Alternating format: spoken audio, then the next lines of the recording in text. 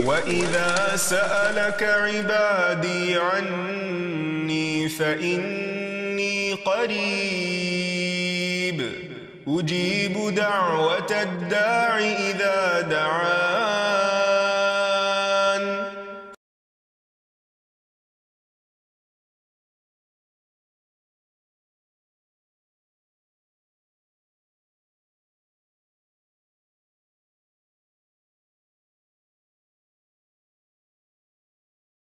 نحمده ونصلي على رسوله الكريم اما بعد فاعوذ بالله من الشيطان الرجيم بسم الله الرحمن الرحيم رب اشرح لي صدري ويسر لي امري واحلل عقدة من لساني يفقهوا قولي. ناظرین، پروگرام دعا کیجئے کے ساتھ آپ کی خدمت میں حاضر ہیں. آج ہم انشاءاللہ والدین کے لیے دعاؤں کے بارے میں بات کریں گے کہ ہم کس طرح ان کے لیے بہترین دعائیں کر سکتے ہیں، کیونکہ والدین وہ ہستی ہیں جن کے احسانات ہم پر سب سے زیادہ ہیں. ان کے احسانات کا بدلہ ہم چکا نہیں سکتے، لیکن ہاں ایک صورت ہے کہ ہم ان کے لیے زیادہ سے زیادہ دعائیں کریں، خصوصاً اس وقت جب وہ دنیا سے جا چکے ہوں اور ہم ان کے لیے کسی قسم کی کوئی جسمانی خدمت یا مالی خدمت یا کسی اور طریقے سے کوئی مدد ان کی نہ کر سکتے ہوں. اللہ سبحانہ وتعالیٰ کو دعا کرنا بہت پسند ہے. اللہ تعالیٰ فرماتے ہیں وَقَالَ رَبُّكُمُ ادْعُونِي أَسْتَجِبْ لَكُمْ، اور تمہارے رب نے فرمایا کہ مجھ سے دعا کرو، میں تمہاری دعا قبول کروں گا. تو اللہ سبحانہ وتعالیٰ نے خود ہمیں حکم دیا ہے کہ مجھ سے مانگو، تو ہمیں اللہ سبحانہ وتعالیٰ کی اطاعت کرتے ہوئے مانگتے رہنا چاہیے. اور ویسے بھی ایک اور آیت میں آتا ہے وَإِذَا سَأَلَكَ عِبَادِي عَنِّي، اور جب آپ سے میرے بندے میرے بارے میں پوچھیں، یعنی اللہ سبحانہ وتعالیٰ کے بارے میں کہ ہمارا رب کہاں ہے، ہم اس سے کیسے دعا کریں، تو آپ ان کو بتائیے فَإِنِّي قریب، میں تو قریب ہوں، بہت قریب، دور نہیں ہوں، بیچ میں کسی اور کو لانے کی ضرورت ہی نہیں، سب سے زیادہ تو میں ہی تمہارے قریب ہوں. اجیب دعوت الداعی اذا دعانی، میں پکارنے والے کی پکار کا جواب دیتا ہوں جب بھی وہ مجھے پکارتا ہے. دن کو پکارتا ہے یا رات کو پکارتا ہے، غم میں پکارتا ہے یا غصے میں پکارتا ہے، بھوک میں پکارتا ہے یا بیماری میں پکارتا ہے، جب بھی پکارتا ہے میں اس کی پکار سنتا ہوں. تب اس کو کیا چاہیے کہ فَلْيَسْتَجِيبُوا لِي، چاہیے کہ وہ بھی میری بات مانے. یعنی اگر وہ چاہتے ہیں کہ ان کی دعائیں سنی جائیں تو انہیں میری اطاعت کرنی چاہیے. وَلْيُؤْمِنُوا بِي، اور چاہیے کہ مجھ پر ایمان لائیں، مجھ پر اعتماد کریں، مجھے اپنا رب مان لیں. لَعَلَّهُمْ يَرْشُدُونَ، شاید کہ وہ سیدھی راہ پائیں، ان کو صحیح راستہ مل جائے. ہوتا یہ ہے کہ جب انسان کی زندگی میں کوئی مشکل آتی ہے تو اس کے پیچھے کوئی مقصد ہوتا ہے، کوئی حکمت ہوتی ہے. اللہ سبحانہ وتعالیٰ اپنے بندے کو اپنے اور قریب کرنا چاہتا ہے، اس لیے وہ اس کو کسی نہ کسی ایسے دکھ، تکلیف یا پریشانی میں مبتلا کر دیتا ہے تاکہ بندہ اپنے رب کی طرف رجوع کرے، اس مشکل پر صبر کر کے اجر پائے، اللہ تعالیٰ کی طرف رجوع کر کے اور زیادہ دعا مانگے، کیونکہ دعا عبادت ہے. الدعاء هو العبادہ، اللہ سبحانہ وتعالیٰ کے نزدیک نہایت پسندیدہ. اس لیے ہمیں کثرت سے پکارتے رہنا چاہیے، اور جب بھی ہم دعا مانگیں تو اس سے پہلے اللہ تعالیٰ کی حمد و ثنا ضرور بیان کریں. ایک حدیث میں آتا ہے عبداللہ بن مسعود رضی اللہ عنہ کہتے ہیں کہ میں نماز پڑھ رہا تھا اور نبی صلی اللہ علیہ وسلم، ابو بکر اور عمر ایک ساتھ تھے. جب میں بیٹھا تو اللہ تعالیٰ کی حمد و ثنا بیان کی، پھر نبی صلی اللہ علیہ وسلم پر درود بھیجا، پھر اپنے لیے دعا کی تو نبی صلی اللہ علیہ وسلم نے فرمایا مانگو عطا کیا جائے گا، مانگو عطا کیا جائے گا. تو اس سے پتہ یہ چلتا ہے کہ دعا سے پہلے اللہ تعالیٰ کی حمد و ثنا بیان کرنا ضروری ہے. اللہ تعالیٰ کی حمد و ثنا کے بے پناہ کلمات ہیں، لیکن آج ہم ان کلمات میں سے ایک کلمہ جو اللہ تعالیٰ کو بے حد محبوب ہے وہ آپ کو بتاتے ہیں، جو نماز کے آغاز میں بھی پڑھا جاتا ہے، اور نماز کے علاوہ بھی اگر اللہ تعالیٰ کی حمد و ثنا کرنا ہو تو اس دعا کو پڑھ سکتے ہیں. سبحانک اللہم وبحمدک وتبارک اسمک وتعالی جدک ولا الہ غیرک. اے اللہ تو پاک ہے اپنی تعریف کے ساتھ، تیرا نام بڑا ہی برکت والا ہے، تیری بزرگی بلند و برتر ہے، تیرے علاوہ کوئی بھی الہ نہیں ہے۔ تو بہرحال والدین کے لیے دعا کرنے سے پہلے اللہ سبحانہ و تعالیٰ کی حمد و ثنا بیان کیجیے، پھر نبی صلی اللہ علیہ وسلم پر درود بھیجیے، اور پھر اپنے ماں باپ کے لیے دعائیں کیجیے، کیونکہ یہ اللہ تعالیٰ کا حکم بھی ہے، وَقُلْ رَبِّ ارْحَمْهُمَا كَمَا رَبَّيَانِي صَغِيرًا، اور آپ کہہ دیجئے اے میرے رب ان دونوں پر رحم کیجیے، یعنی والد پر بھی اور والدہ پر بھی، جیسے انہوں نے مجھے چھوٹا سا پالا تھا، بچپن میں پالا تھا، جب میں نہ خود کھا سکتا تھا نہ پی سکتا تھا اور نہ خود اپنے آپ کو صاف کر سکتا تھا، تو انہوں نے دن رات بغیر کسی وقفے کے میری خدمت کی۔ تو اے رب اب جب کہ وہ بڑے ہو گئے ہیں، وہ تیری رحمت کے محتاج ہیں، تو ان پر رحمت فرما اور ان کی مشکلات آسان فرما۔ پھر اسی طرح والدین اگر زندہ ہوں تو بھی دعا کی جائے، اور اگر وہ فوت ہو جائیں تو وہ اور بھی زیادہ دعاؤں کے مستحق ہو جاتے ہیں۔ جب برزخ میں والدین کا درجہ بڑھا دیا جاتا ہے، یعنی بلند کیا جاتا ہے، تو وہ پوچھتے ہیں کہ ہمیں درجے کی یہ بلندی کیوں کر حاصل ہوئی؟ تو انہیں بتایا جاتا ہے کہ یہ تمہاری اولاد کی دعا کی وجہ سے۔ ویسے بھی جب انسان فوت ہو جاتا ہے تو اس کے اپنے عمل کا سلسلہ ختم ہو جاتا ہے۔ 3 چیزیں مرنے کے بعد بھی فائدہ دیتی ہیں، جن میں سے ایک صدقہ جاریہ ہے، دوسرے ایسا علم جو انسان اپنے پیچھے چھوڑ جائے جس سے لوگ فائدہ اٹھائیں، اور تیسرے ولد صالح یدعو لہ، نیک اولاد جو اپنے والدین کے لیے دعائیں کرے، یعنی بیٹے کی دعا یا بچوں کی دعا اپنے والدین کے حق میں قبول ہوتی ہے، اس لیے خوب خوب دعائیں کرنی چاہیے۔ ہم دیکھتے ہیں کہ مختلف پیغمبر بھی اپنے رب سے اپنے والدین کے لیے دعائیں کرتے رہے ہیں، جن میں نوح علیہ السلام کی دعا ہے، وہ کہتے ہیں رب اغفر لی ولوالدی ولمن دخل بیتی مؤمنا وللمؤمنین والمؤمنات، اے میرے پروردگار مجھے بخش دے اور میرے والدین کو بخش دے، اور ہر اس شخص کو جو میرے گھر میں مومن کی حیثیت سے داخل ہوا ہو ان سب کو بھی بخش دے۔ اسی طرح ابراہیم علیہ السلام کی دعا ہے ربنا اغفر لی ولوالدی وللمؤمنین یوم یقوم الحساب، اے ہمارے پروردگار مجھے، میرے والدین اور تمام مومنوں کو اس دن معاف کر دینا جس دن حساب لیا جائے گا۔ پھر اسی طرح ہم دیکھتے ہیں کہ صحابہ کرام اپنے والدین کے لیے دعائیں کیا کرتے تھے، جن میں خاص طور پر حضرت ابو ہریرہ کا ذکر ملتا ہے کہ وہ ایمان لے آئے تھے لیکن ان کی والدہ مشرکہ تھیں، اور وہ نبی صلی اللہ علیہ وسلم کے بارے میں ایسے کلمات کہہ دیتی جس سے ان کو بہت تکلیف ہوتی۔ تو ایک مرتبہ اسی طرح کے کچھ کلمات سن کر وہ روتے ہوئے نبی صلی اللہ علیہ وسلم کے پاس آئے، کہنے لگے کہ یا رسول اللہ صلی اللہ علیہ وسلم آپ میری والدہ کی ہدایت کی دعا کیجیے۔ بہرحال آپ صلی اللہ علیہ وسلم نے ہاتھ اٹھا دیے، ان کے لیے دعا کی، اور جب حضرت ابو ہریرہ واپس گھر پہنچے تو ان کی والدہ اسلام قبول کر چکی تھی۔ حقیقت یہ ہے کہ والدین کے لیے خود بھی دعا کرنی چاہیے اور دوسروں سے بھی دعا کی درخواست کرنی چاہیے۔ پھر اسی طرح ہم دیکھتے ہیں کہ ایک مرتبہ ابو ہریرہ جب اپنے وطن پہنچے تو بڑی اونچی آواز میں کہا اماں جان السلام علیکی ورحمۃ اللہ وبرکاتہ۔ انہوں نے جواب دیا وعلیک السلام ورحمۃ اللہ وبرکاتہ۔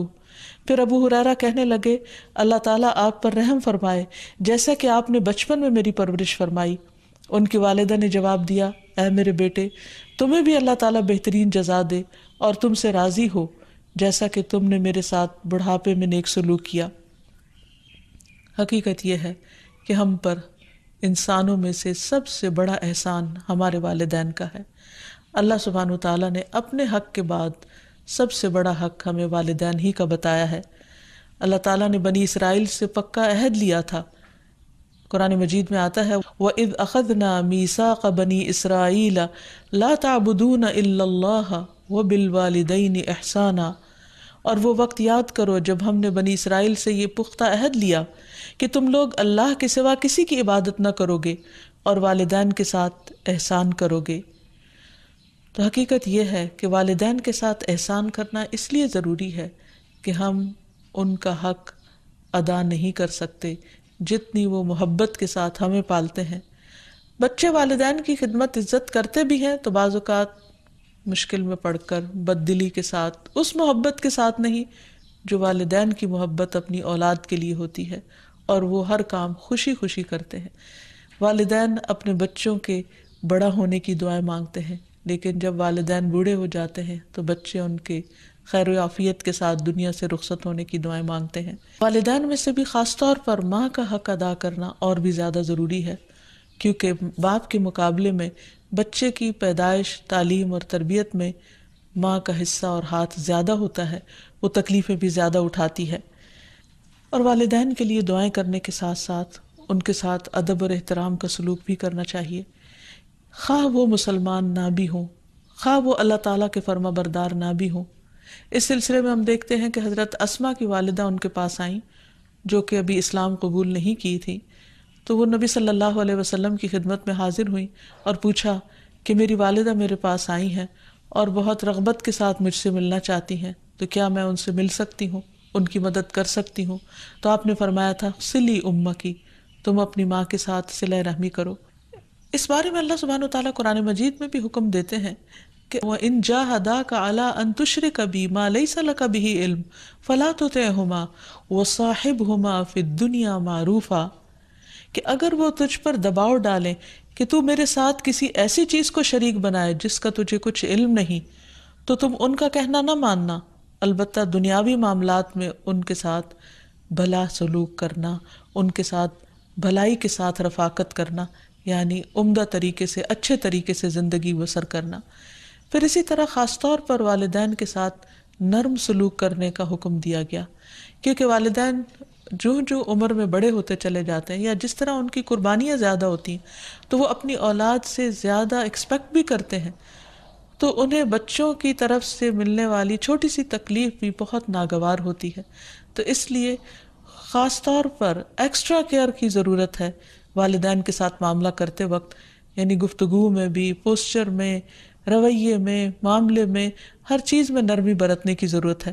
اس سلسلے میں اللہ تعالیٰ فرماتے ہیں وَاخْفِضْ لَهُمَا جَنَاحَ الذُّلِّ مِنَ الرَّحْمَةِ وَقُلْ رَبِّ ارْحَمْهُمَا كَمَا رَبَّيَانِي صَغِيرًا،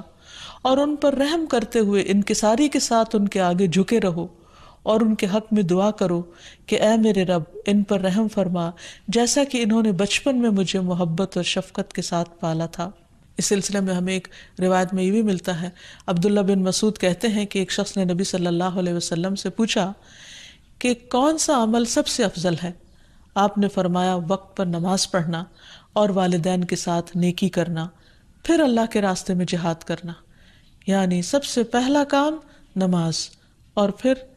انسانوں میں سے والدین کے ساتھ حسن سلوک۔ لیکن عام طور پر والدین کو اولاد کے ساتھ شکایت ہی رہتی ہے، کیونکہ بعض اوقات لوگ نماز بھی پڑھ لیتے ہیں، صدقہ خیرات بھی کر لیتے ہیں، لوگوں کے ساتھ اچھی طرح بھی معاملہ کر لیتے ہیں، لیکن والدین کے ساتھ ان کا وہ شفقت اور محبت کا معاملہ نہیں ہوتا جس کو وہ ڈیزرو کرتے ہیں۔ آپ دیکھیں کہ آیت میں کتنی تاکید کے ساتھ کہا جا رہا ہے کہ وَاخْفِضْ لَهُمَا جَنَاحَ الذُّلِّ، کہ تم اپنے پر یعنی اپنے کندھے ان کے سامنے عاجزی اور انکساری کے ساتھ جھکا کے رکھو، یعنی جب ان کے سامنے بیٹھو یا کھڑے ہو یا بات کرو تو اس وقت بھی تمہارے اندر ایک خاص قسم کا جھکاؤ ہونا چاہیے۔ پھر اسی طرح یہ ہے کہ والدین کو اف تک کہنے کی اجازت نہیں۔ بعض اوقات انسان کا اپنے والدین کے ساتھ ڈس ایگریمنٹ ہو جاتا ہے، کسی بات پر اختلاف ہو سکتا ہے، وہ دین کا معاملہ ہو سکتا ہے، وہ دنیا کا معاملہ ہو سکتا ہے، وہ سوچ کا فرق ہو سکتا ہے، وہ جنریشن گیپ ہو سکتا ہے، وہ کوئی بھی چیز ہو سکتی، لیکن اس میں اولاد کو یہ حق نہیں دیا گیا کہ وہ والدین کے ساتھ بدتمیزی کرے۔ ہمارے دین نے ہمیں یہ سکھایا ہے کہ وَلَا تَقُلْ لَهُمَا أُفٍّ وَلَا تَنْهَرْهُمَا، کہ تم ان کو اف تک نہ کہو اور ان سے ڈانٹ کر بات نہ کرو، وَقُلْ لَهُمَا قَوْلًا كَرِيمًا، اور ان کے ساتھ جب بات کرو تو بہت عزت کے ساتھ کرو، احترام کے ساتھ کرو۔ پھر اسی طرح ان کے ساتھ سختی سے بات نہ کی جائے، ان کا نافرمان نہ بنا جائے، جیسے اللہ سبحانہ وتعالیٰ نے یحییٰ علیہ السلام کو یہ حکم دیا تھا، یا یحییٰ خذ الکتاب بقوہ وآتیناہ الحکم صبیا وحنانا من لدنا وزکاة وکان تقیا وبرا بوالدیہ ولم یکن جبارا عصیا۔ اللہ تعالیٰ نے یحییٰ علیہ السلام کو بچپن میں ہی حکم دیا کہ اے یحییٰ، کتاب کو یعنی تورات کو مضبوطی سے پکڑ لو، اس پر مضبوطی سے عمل پیرا ہو جاؤ۔ اور ہم نے اسے بچپن میں ہی قوت فیصلہ عطا کی، اور ہم نے اسے اپنی مہربانی سے نرم دل اور پاک سیرت بنایا، اور وہ فی الواقع پرہیزگار تھے اور اپنے والدین سے ہمیشہ اچھا سلوک کرتے تھے۔ یہ قرآن مجید کی گواہی،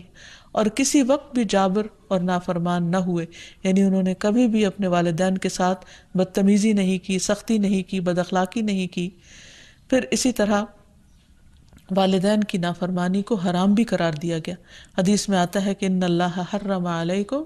عقوق الامہات، اللہ نے تم پر ماؤں کی نافرمانی کو حرام قرار دیا ہے۔ پھر اسی طرح ایک اور حدیث میں آتا ہے کہ اللہ تعالیٰ کی رضامندی باپ کی رضامندی میں ہے، اور اللہ کی ناراضگی باپ کی ناراضگی میں ہے۔ اس لیے والد کا حق ادا کرنا بھی ماں کے ساتھ ساتھ بہت ضروری ہے، اور والدین کا حق ادا نہ کرنا کبیرہ گناہوں میں شمار ہوتا ہے۔ اور کبیرہ گناہ وہ ہیں کہ جن پر اگر انسان توبہ کیے بغیر مر گیا تو قیامت کے دن سخت پکڑ ہوگی۔ اور اسی طرح والدین کو رلانا بھی کبیرہ گناہ ہے، ان کو گالی دینا کبیرہ گناہ ہے۔ پھر اسی طرح والدین تو وہ ہستی ہیں کہ جن کے لیے دعاؤں کے ساتھ ساتھ ان کی طرف سے صدقہ خیرات کرنا بھی خصوصاً ان کے زندگی کے بعد بہت فائدہ مند ہے۔ انسان کو اگر زندگی میں کچھ مشکل پیش آئے، اپنے بچوں کی طرف سے کوئی پریشانی ہو، یا اپنی صحت کی طرف سے، یا کاروبار اور روزگار میں اگر کوئی پریشانی ہو، تو اس وقت انسان کو اپنے والدین کے ساتھ حسن سلوک کرنا چاہیے۔ یہ ان نیکیوں میں سے ہے جس کی وجہ سے انسان کی مشکل بہت جلد حل ہو جاتی ہے، اور خصوصاً صدقہ دیتے وقت والدین کی طرف سے، یعنی ان کو ثواب پہنچانے کی نیت سے صدقہ کیا جائے۔ اس سلسلے میں ہم دیکھتے ہیں ایک آدمی نے نبی صلی اللہ علیہ وسلم سے عرض کیا، میرے والد فوت ہو گئے ہیں اور انہوں نے مال چھوڑا ہے لیکن وصیت نہیں کی، تو کیا میں ان کی طرف سے صدقہ کروں تو ان کے گناہ معاف کر دیے جائیں گے؟ آپ نے فرمایا ہاں۔ اسی طرح حضرت عائشہ سے روایت ہے کہ ایک آدمی نبی صلی اللہ علیہ وسلم کے پاس آیا اور عرض کی کہ یا رسول اللہ، میری والدہ بغیر وصیت کے فوت ہو گئی ہیں، اور میرا گمان ہے کہ اگر وہ بات کرتی تو صدقہ کرتی، اگر میں ان کی طرف سے صدقہ کروں تو کیا ان کو اجر ملے گا؟ آپ نے فرمایا کہ ہاں۔ پھر اسی طرح والدین کے اگر روزے رہتے ہوں تو ان کے قضا روزے ادا کیے جا سکتے ہیں، اگر وہ حج نہ کر پائے ہوں تو ان کی طرف سے حج بدل کیا جا سکتا ہے، یہ ان کے لیے ایک بہت بڑا احسان ہوگا۔ پھر اسی طرح ان کی نظر پوری کی جا سکتی ہے کہ اگر انہوں نے زندگی میں کسی سے کوئی وعدہ کیا ہو اور وہ اسے پورا نہ کر سکے ہوں، اللہ تعالیٰ کے لیے کوئی نظر مانی ہو اور اسے پورا نہ کر سکے ہوں، تو اس کو ادا کر دیا جائے۔ تو خلاصہ یہ ہے کہ انسان اپنے والدین کے ساتھ جو احسان کر سکتا ہے، اس میں جب وہ زندہ ہوں تو ان کا دل خوش کرے، ان کی خدمت کرے، ان پر اپنا مال خرچ کرے، ان کی اطاعت اور فرما برداری کرے، خواہ وہ اللہ کے فرما بردار ہوں یا نہ ہوں، ان کے ساتھ حسن سلوک کرتا رہے۔ جب وہ فوت ہو جائے تو ان کی طرف سے صدقہ خیرات کرے، والدین کے دوستوں کے ساتھ حسن سلوک کرے، اور اس کے ساتھ ساتھ ان کے لیے خوب خوب دعائیں کرے، اور خصوصاً یہ مختصر سی دعا جو اللہ سبحانہ وتعالیٰ نے خود حکم دیا کرنے کو، رب ارحمہما کما ربیانی صغیرا، اس دعا کی خوب خوب تکرار کرے اور ان کی بخشش کی بھی دعا کرے۔ اور آخر میں ہم سب دعا کرتے ہیں اپنے والدین کے لیے کہ اللہ تعالیٰ ان پر اپنی رحمتیں فرمائے اور ان کو اپنا پسندیدہ بنا لے، اور اگر وہ دنیا سے جا چکے ہیں تو انہیں جنت میں اعلیٰ مقامات عطا فرمائے۔ وآخر دعوانا ان الحمد للہ رب العالمین۔ السلام علیکم ورحمۃ اللہ وبرکاتہ۔ بدعائك رب شقيا